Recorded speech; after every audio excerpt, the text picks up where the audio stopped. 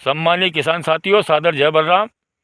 साथियों, ये मेरा HI 1650 का प्लांट है और इसकी बोनी 1 नवंबर की है और आज हो गई 7 जनवरी। ये 65 दिन क्रॉस कर चुका है और इसमें 3 सिंचाई मेरी कंप्लीट हो चुकी है और 2 स्प्रे भी कंप्लीट हो चुके हैं। तो मैं आज स्प्रे के ऊपर कोई बात नहीं करूंगा, उसके लिए मैं आपको अलग से वीडियो बनाऊंगा कि मैंने जो स्प्रे में आपको पहले वीडियो में सुझाव दिए थे, जो भी फंजीसाइड या इंसेक्टिसाइड या NPK या न्यूट्रेंट, उनके गेहूं की खेती में क्या महत्व है, उनके ऊपर आपको डिटेल से बताऊंगा। उसके लिए वीडियो अलग बताऊंगा। आज हम बात करेंगे कुछ बेसिक बातों पर। बेसिक बातों से मेरा मतलब है कि आज इस वर्ष प्रकृति ने इतना साथ दिया, शायद किसानों को कभी इतना साथ नहीं दिया। जब से बोनी हुई है तब से एक दिन भी मौसम गड़बड़ नहीं हुआ। तो साथियों, ये हमारे लिए बहुत खुशी की बात है कि इस बार प्रकृति और भगवान मेहरबान है।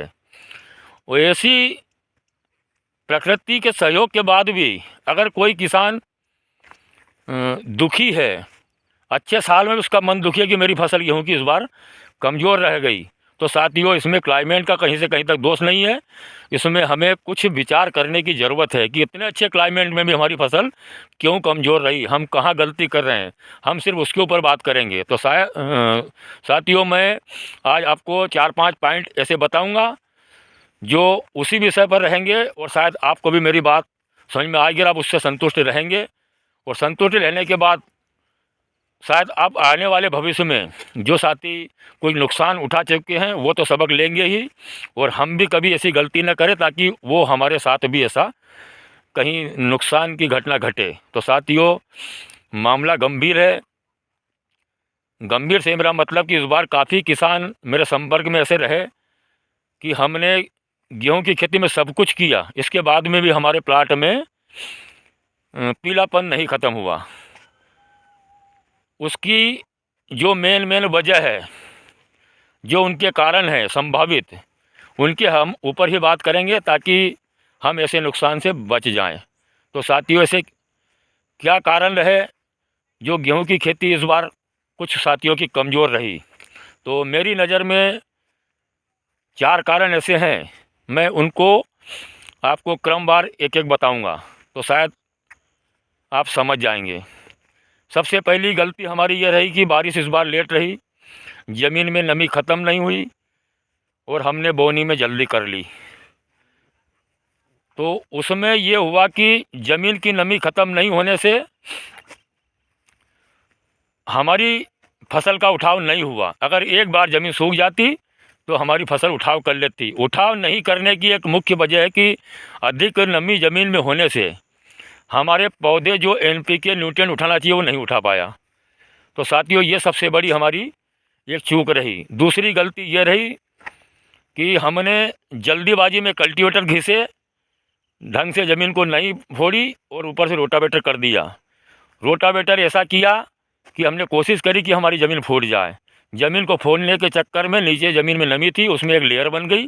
वो लेयर बनने से न तो ज़मीन में पानी जा रहा है, न कहीं हवा जा रही है और न कोई जड़ जा रही है। तो साथियों, जो भी कर ऊपर था, बस उसी के भरोसे हमारी फसल खड़ी हुई है। इसीलिए हमारी फसल ढंग से कूचे नहीं कर पाई और पीलापन ख़त्म नहीं हुआ। जो कुछ भी दिया प्रकृति से, जो ऊपर मिला पौधे को, उसी के दम पर खड़ा है, या हमने जो स्प्रे में दिया उसके दम पर खड़ा। ज़मीन से वो कोई चीज़ उठाने के लायक सक्षम नहीं रह पाया। तो साथियों, एक तो मेरा अनुमान ये था और दूसरा मेरा अनुमान एक ये था कि आपकी ज़मीन में कार्बन की कमी धीरे धीरे करके हो रही है। अगर आपकी ज़मीन में कार्बन की कमी है तो आपका पौधा, आप कितना भी कुछ दे देंगे, आपका पौधा उसको उठा नहीं पाएगा। तो साथियों, ये मेरा दूसरा कारण था। वो तीसरा कारण मेरा एक है कि ज़मीन का अगर pH गड़बड़ है तो आपका पौधा NPK न्यूट्रिएंट नहीं उठा पाएगा। ये भी एक मेन कारण में से है। तो साथियों, आने वाले भविष्य में आप ये 3-4 चीज़ों से बचें। या तो आपकी ज़मीन को सूखने दें, बोनी में जल्दीबाजी न करें।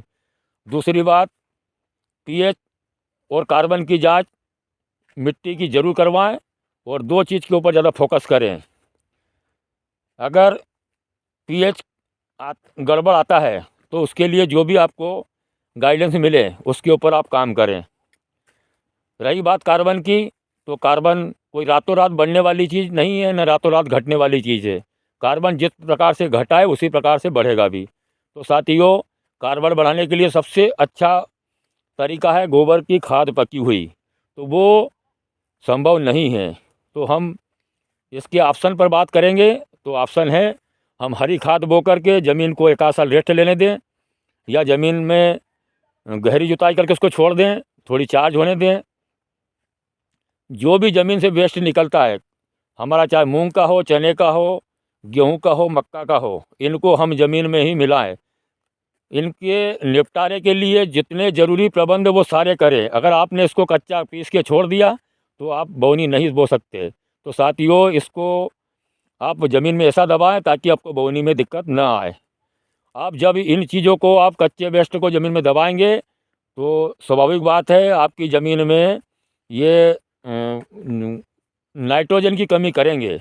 तो साथियों, ऐसी कंडीशन जिस ज़मीन में आप वेस्ट को दबाएं उस ज़मीन में 25 से 30 किलो एकड़ यूरिया आप अनिवार्य रूप से बोने के समय डालें, ताकि आपकी ज़मीन से जो नुकसान होना है, कच्चे वेस्ट को गलने के लिए जो ज़मीन में नाइट्रोजन की कमी आएगी वो की उसकी पूर्ति आप कर सकें, ताकि आपका प्लाट शुरू से नाइट्रोजन की कमी से कमज़ोर न रहे। अगर आपके प्लाट में आपकी नाइट्रोजन की कमी रही तो शुरुआती अवस्था आपकी पीली रहेगी। तो साथियों, ये थे कुछ कारण। अब मैं कुछ आपको ज़रूरी टिप्स बताता हूँ, काफ़ी साथी समझते भी हैं। पौधे को कितने तत्व लगते हैं, ज़रूरी उसमें कितने हैं, ज़्यादा कितने लगते हैं, कम कितने लगते हैं, उसको एक उदाहरण के माध्यम से आपको समझाऊंगा। तो साथियों, यूरिया, डीएपी और पोटास जो है वो हमारा दाल आटा है, ये मान के चलें। हम भोजन में जो मुख्य चीज़ लेते हैं वो हमारी दाल, सब्जी, आटा है। तो ये नाइट्रोजन, फास्फोरस, पोटास हो गया। अब इसके बाद में जो हमें लगता है अचार, सलाद, नमक, ये हमें कितनी मात्रा होती है, बस इसी प्रकार से कम मात्रा इसमें सूक्ष्म तत्वों की लगती है, जिसमें जिंक हो गया, इसमें मैग्नीशियम हो गया, इसमें बोरान हो गया और इसमें आयरन हो गया। ये चीज़ें कुछ मुख्य है जो गेहूं की फसल को लगती है। तो साथियों, आप इनका संतुलन बना कर रखें। आप ये न समझें कि इन सूक्ष्म तत्वों से क्या होता है। आप खुद इस चीज़ को विचार कर लें कि आप भोजन में अगर सिर्फ दाल और सब्जी रोटी खाएंगे और अचार, सलाद नहीं खाएंगे तो आपको खाने का मज़ा नहीं आएगा। और अगर आप ये चीज़ खाएंगे तो आपको खाने में भी मज़ा आएगा और आपकी बॉडी को भी इनसे एनर्जी मिलेगी। तो साथियों, ये मेरा एक छोटा सा प्रयास था आपको इस सच्चाई से अवगत कराने का। आपको अगर मेरे सुझाव अच्छे लगे तो आप इनके ऊपर अमल करें, और मैं ऐसे वीडियो आपको समय समय पर बनाकर डालता रहूँगा। मेरे चैनल को आप शेयर करें, सब्सक्राइब करें, फॉलो करें। धन्यवाद।